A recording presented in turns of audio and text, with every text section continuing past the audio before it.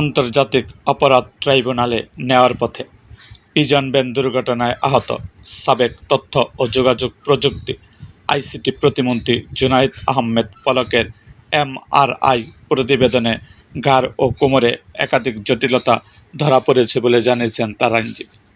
মঙ্গলবার 12 মে পলকের আইনজীবী তরিকুল ইসলাম গণমাধ্যমকে জানান, আদালতের অনুমতি ও কারা কর্তৃপক্ষের নির্দেশে রাজধানীর পিজি হাসপাতালে তার এমআরআই করা হয়। পরে হাতে পাওয়া প্রতিবেদনে কোমরের 3টি এবং ঘাড়ের 2টি অংশে সমস্যা শনাক্ত হয়েছে বলে দাবি করেন তিনি। আইনজীবীর ভাষ্য অনুযায়ী কোমরের L2, L3 ও L4 অংশের হাড় সরে গেছে।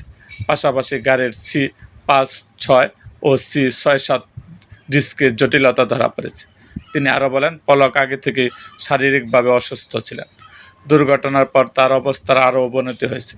গত শনিবার কারাগারে সাক্ষাৎকারের সময় তিনি স্বাভাবিকভাবে ঘাড় নাড়াতে পারছিলেন না বলেও জানান আইনজীবী। তরিকুল ইসলামের অভিযোগ, এমআরআই প্রতিবেদনে গুরুতর সমস্যা উঠে এলেও এখন পর্যন্ত প্রয়োজনীয় চিকিৎসা নিশ্চিত করা হয়নি। এ বিষয়ে আদালতে আবেদন করা হবে বলেও জানান তিনি।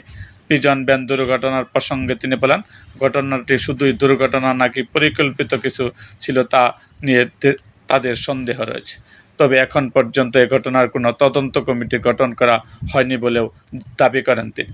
উল্লেখ্য, সাবেক প্রধানমন্ত্রী শেখ হাসিনার ছেলে সজীব ওয়াজেদ জয় এবং সাবেক প্রতিমন্ত্রী জুনায়েদ আহমেদ পলকের বিরুদ্ধে আন্তর্জাতিক অপরাধ ট্রাইব্যুনাল 1-এর চলমান মামলায় সাক্ষ্য গ্রহণ গত বুধবার শুরু হয়েছে।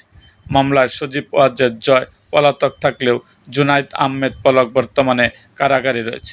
এরকম আরও ভিডিও পেতে আমাদের মুক্তাগাছার ইতিহাস মিডিয়া ইউটিউব চ্যানেলটিকে সাবস্ক্রাইব করুন এবং পাশে থাকা বেল আইকনটি বাজিয়ে দিন।